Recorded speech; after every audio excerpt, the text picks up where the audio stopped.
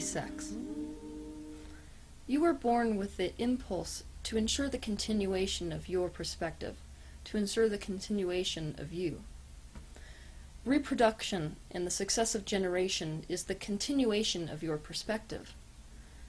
When the continuation of you gives rise to new desires, it causes the expansion of this universe.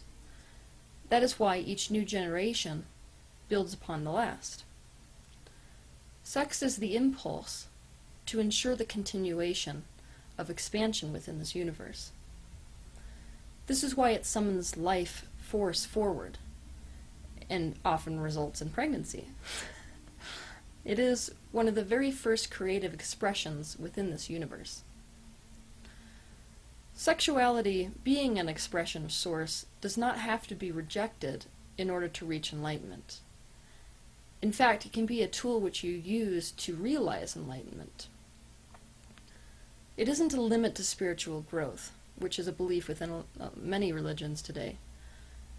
It's just easier for most when you're on a spiritual quest to rid sex from your life than to sort through all of the confusion about it. The physical reality that you are living in is an extension of Source energy. Source energy, that which is often called God, is present in every single manifestation. And so sex, like anything else, can be an intensely spiritual experience. The body is an extension of spirit, and so the physical body process of sex can be a doorway to the experience of ecstasy. Ecstasy, by definition, means to become exalted, in other words, to become one with the divine. Like anything, if the urge towards sexuality comes from a negative emotional state, it will yield negative results. If the urge towards sexuality comes from a positive emotional state, it will yield positive results. For example, a woman who might be feeling worthless might feel the urge to sleep with a man. But because the urge to sleep with a man came from this idea that she is worthless, what will happen as a result of that sexual encounter is that she will most likely wake up feeling twice as worthless and empty and regret the experience.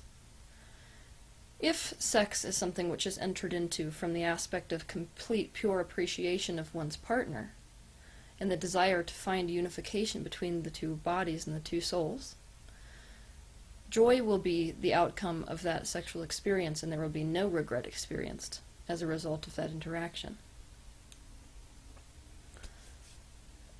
It's because of this that we should talk about alignment.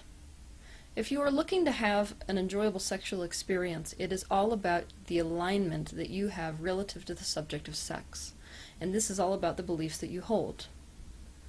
For example, if you're the kind of person who has grown up knowing that you're homosexual, and you feel guilty about it, and you've been indoctrinated with how any kind of sex between one man and one man is a negative thing and viewed as something which is a sin, then most likely if you engage in a kind of a sexual encounter, it will yield horribly negative results for you.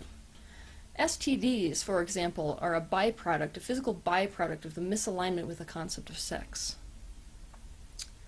If you believe that sex should only be engaged in when you are in a monogamous relationship between you and a married partner, and then you go outside of that belief and have sex with somebody outside of the relationship, according to your beliefs, that byproduct basically from that sexual encounter cannot be a positive one. But your beliefs are really what's causing the misalignment. If your beliefs were aligned with the sexual encounter which you are trying to have, then it would be a positive one. What I mean by alignment is finding thoughts which match up with what experience you want to create so as to hold the same vibration as that thing. So if you're going to make the decision to have sex with somebody, you want to choose thoughts relative to that choice of engaging in a sexual act with that person, which make you feel good about that decision. Humans have made sex a control issue. Those who wanted to control people in the first place were the ones who set out these cultural controls and such cultural rigidity around the subject of sex. These controls are another example of cultural beliefs that do not reflect the objective truth or source, God perspective. Humans are so culturally concerned with the expression of and the limitation of sex that you'd be hard-pressed to find anybody in society today, regardless of what culture you grew up in, who doesn't have their sense of self-worth and success tied in with a relationship and tied in with sex. So, this is why we say to engage in sex with anyone other than a committed partner is wrong. This is why we call it cheating. This is why we feel worthless if we do it, or worthless if our partner does it. It's why we feel guilty if we do it. What we have today is sex, one of our purest, most essential forms of expression, which is tarnished and made taboo by misuse and by those who seek to control what should and shouldn't be done, what is right and what is wrong, and as a result, pleasure is made out to be akin to a sin, akin to evil. And now, nearly every physical human has been suckled on these ideas and beliefs which are out of alignment with source perspective and out of alignment with the way sex can be, and now our entire society is out of alignment with regards to sex. You can't have a limited belief about sex and operate outside that belief and not achieve negative results as the outcome of that. To source, however, sex is not something which needs to be restricted to one person. That is as strange as limiting laughter or appreciation to just one partner. The idea came from this cultural belief which filtered down over thousands of years.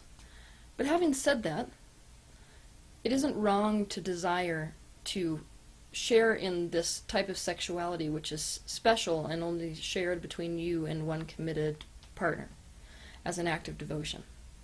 If that feels good to you and it feels right for you specifically, then you can act accordingly to that and not be out of alignment with source perspective, because source stands in an aspect of non-judgment relative to your ideas.